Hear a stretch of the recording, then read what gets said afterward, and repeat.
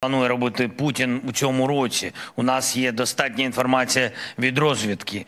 Ukraina mulai menunjukkan sikap tak senangnya pada Amerika Serikat. Pasalnya janji Presiden AS Joe Biden untuk memberikan bantuan senjata sebesar 60 miliar dolar Amerika atau hampir 1.000 triliun rupiah tak juga terrealisasi. Sementara Rusia yang menginvasi negara itu telah sedikit demi sedikit terus menguasai wilayah-wilayah di Donbas dan Ukraina bagian selatan. Tak hanya itu, pasukan Vladimir Putin kini mengubah taktik dengan menghancurkan sebagian besar infrastruktur energi hingga tenaga listrik di negeri itu sebagian besar lumpuh. Menteri Luar Negeri Dmytro Kuleba mengungkapkan kedongkolan Ukraina karena Amerika dianggap mengulur-ulur bantuan. Sponsor utama bantuan Ukraina itu belum mampu mengirimkan paket bantuan karena terganjal oleh parlemen AS yang memblokir usulan hingga waktu yang belum ditentukan.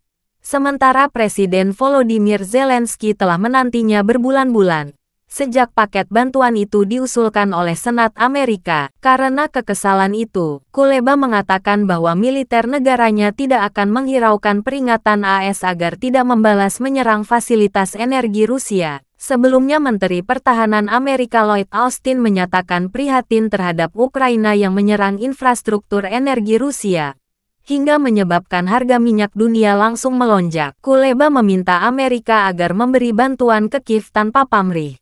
Ia juga meminta agar Amerika tak perlu banyak bicara atau memperingatkan Ukraina jika paket bantuan militer tersebut tidak juga cair. Kuleba juga menambahkan jika bantuan tak juga dikirimkan, maka Ukraina tetap akan berjuang sendiri. Tidak ada baterai, tidak ada paket bantuan, semua orang bertahan hidup sebaik mungkin. Tambahnya, Menlu Ukraina mengaku memahami apa kata Menhan Austin, tetapi dia tidak melihat hubungan sebab akibat dalam masalah ini. Ketika sebuah kilang di Rusia meledak, jelasnya, permasalahan yang diakibatkannya terbatas pada pasar energi Rusia, klaimnya. Dan dalam hal apapun, Ukraina harus memprioritaskan kepentingannya sendiri. Serangan pesawat tak berawak Ukraina telah menargetkan beberapa kilang Rusia sejak awal Maret. Menteri Pertahanan Rusia Sergei Shoigu menyatakan bahwa Kiev telah melakukan terorisme dan serangan jarak jauh terhadap penduduk sipil Rusia dalam upaya untuk meyakinkan negara-negara Barat yang mendukungnya akan kemampuannya melawan tentara Rusia.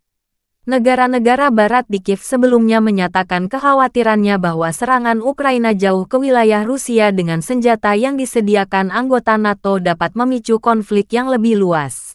Download Tribun X sekarang, menghadirkan lokal menjadi Indonesia.